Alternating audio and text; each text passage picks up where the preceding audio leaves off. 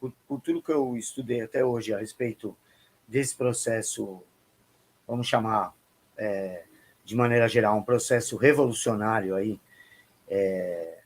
com as delimitações que vocês já conhecem aqui do meu trabalho, de tudo que eu estudei sobre isso, eu cheguei à seguinte conclusão: se não acontecer uma mudança nessa forma de funcionamento do sistema financeiro internacional, não há escapatória para a gente caminhar para uma centralização de poder, não apenas financeiro, que vai ser a sua seiva, mas, como consequência, a centralização política e social, né? O achatamento das soberanias nacionais e, como consequência, achatamento das culturas tradicionais, das culturas locais. E, por fim, a independência do indivíduo é colocada em xeque, porque essa é uma nova forma de escravidão.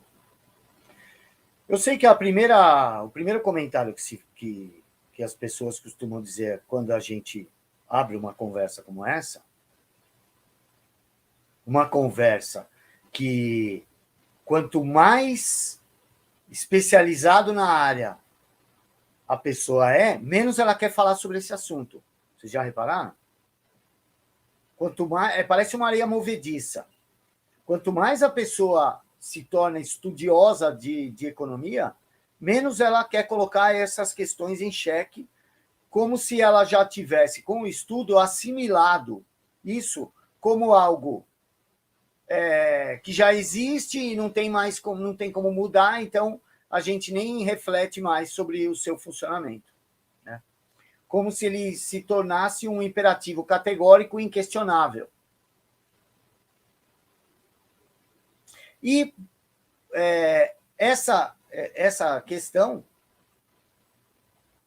que eu acredito ser resultado de uma dedução lógica, é o que eu vou tentar mostrar aqui hoje para vocês, é que nós estamos vivendo em um regime de escravidão,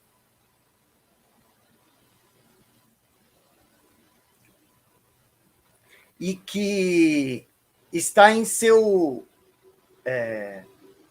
momento de maior força, apesar de, como eu disse, a primeira resistência é assim, sempre foi assim, não é? A resistência olha, mas é como se essa situação que a gente está existisse desde sempre. Quando a gente olha do ponto de vista histórico, isso não é verdade. Isso pode ser verdade do ponto de vista das nossas gerações, das últimas gerações. Mas, do ponto de vista histórico, isso não é verdade. Então, se a gente considera 6 mil anos de civilização, para poder chamar com esse nome, a gente vai ver que isso vai acontecer nos últimos 400 anos. Então, é menos de 10% desse período. Certo? Desculpa, esse período é menos de 10% do que a gente pode chamar de civilização. Então, não é algo desde sempre. Porque a primeira resistência é essa. Porque as pessoas reagem assim: poxa, mas você descobriu a roda, cara? Todo mundo sabe disso. Tá, mas ninguém questiona o porquê. E é por isso que ele se torna algo inquestionável. Ninguém questiona. Ele não é inquestionável porque não dá para questionar. Não, é porque ninguém quer questionar. Né? Esse é o primeiro ponto. Então, isso não me convence. Aí falam, olha, mas não daria para mudar. Isso é outra coisa que não me convence. E depois, eu tenho uma coisa que eu quero compartilhar com vocês a respeito desse ponto. O não dá para mudar. Porque o fato de não dar para mudar, mesmo que não desse, não impede da gente refletir. E sem a reflexão, a gente nunca vai descobrir se dá mesmo para mudar ou não. Né? Então, essa percepção de que toda ideia de construção de uma nova ordem mundial, de uma nova civilização, de uma nova sociedade, não pode ser parada se não houver uma ruptura desse mecanismo do sistema financeiro internacional. E eu explico por quê. Porque ele leva a uma concentração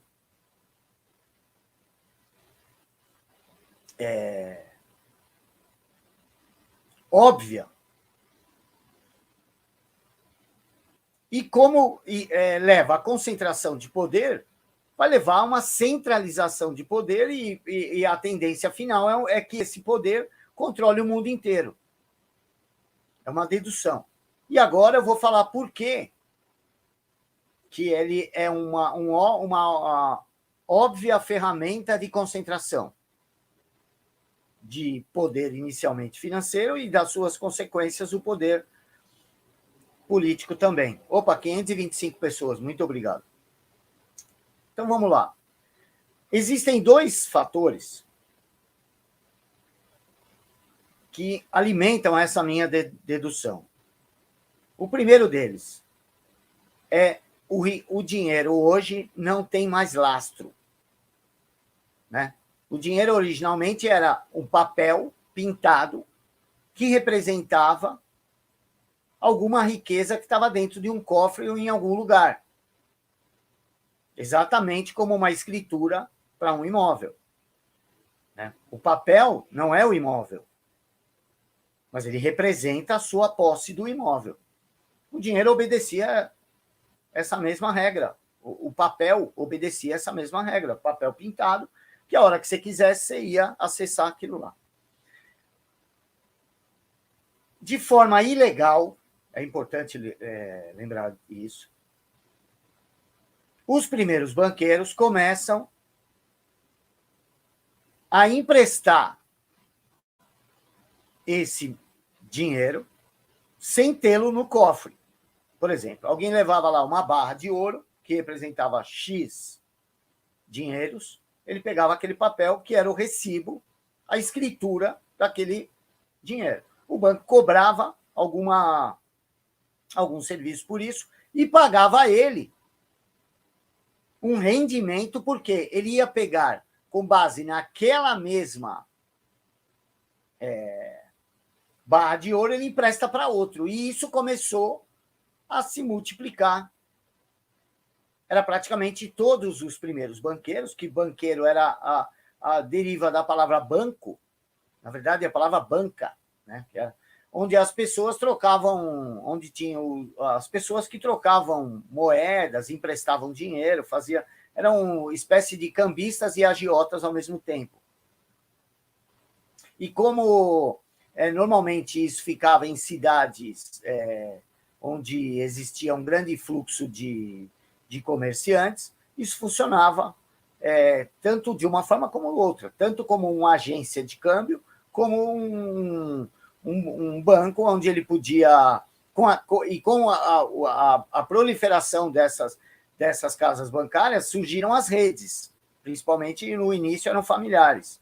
E isso acontece como? O cara simplesmente entregava um papel aqui para não ser roubado no caminho e pegava a riqueza do outro lado e pagava por esse serviço. E quando ele ficava depósito por mais tempo, era o banco que pagava por esse serviço. Uma remuneração para ele poder emprestar aquele dinheiro para outro. Só que quando essa ideia do dinheiro como escritura no papel permitiu esse tipo de multiplicação. O cara recebia lá uma barra de ouro e emprestava o correspondente a 10 barras de ouro. Tudo bem, isso sempre existiu, mas era ilegal. Ok? Com a chegada do começo do século XX, com a criação do Federal Reserve, eles conseguiram, além da legalização lenta, diluída disso que os banqueiros já faziam ilegalmente. Eles conseguiram também a ideia de unificar a moeda, porque existiam vários tipos de moeda. A moeda era ligada ao banco, não era ligada a um governo. Então, com o Federal Reserve, em 1913, isso muda. E ele vai conseguir a concepção do Federal Reserve, que ele é muito mais do que a criação simplesmente daquele banco, daquele banco especificamente americano, porque ele vai servir de modelo para todo o sistema financeiro, né? Então, a origem desse problema já está ali. Embora ele ainda tenha mantido uma das questões que hoje são problemáticas, que ainda tinha lastro. Né? Então, com a entrada do Federal Reserve, vai ser criado aquilo que ficou conhecido como reserva fracionária. Ou seja, uma espécie de limitação compulsória, por isso que ele tem até, ele se chama, acho que oficialmente, um depósito compulsório, né? É uma limitação da prática ilegal que eles já vinham fazendo. Ou seja, agora, para emprestar, antes ele recebia 1.000 e emprestava 10.000, ou 20.000, ou 100.000, não tinha limite para isso. Mas era algo ilegal, por isso que tinha tanta quebra. Porque se saía algum boato, todo mundo corria no banco para pegar o dinheiro e não tinha o dinheiro para pagar. Com a chegada do Federal Reserve, isso, de certa forma, é legalizado. Sob algumas regras, mas é legalizado. E ele vai seguindo um caminho onde cada vez mais vai se fortalecendo essa ideia da elasticidade dessa regulamentação também. Além de legalizar o criminoso, o que era criminoso, que era visto como arrasador para a credibilidade de um banco, agora passa a ser regulado por um organismo criado por esses mesmos banqueiros. Só isso daí já deveria levantar uma suspeita, né? Logo depois da criação do Federal Reserve, e muitas pessoas dizem que foi principalmente por causa dele, desse controle que se deu aos banqueiros da emissão do dólar único agora, uma moeda única, e com essa liberdade cada vez se esticando mais da reserva fracionária, o que aconteceu? Tem a crise de 29, muito provavelmente causada por esse controle do fluxo de dinheiro de algumas dessas famílias que controlavam o Federal Reserve.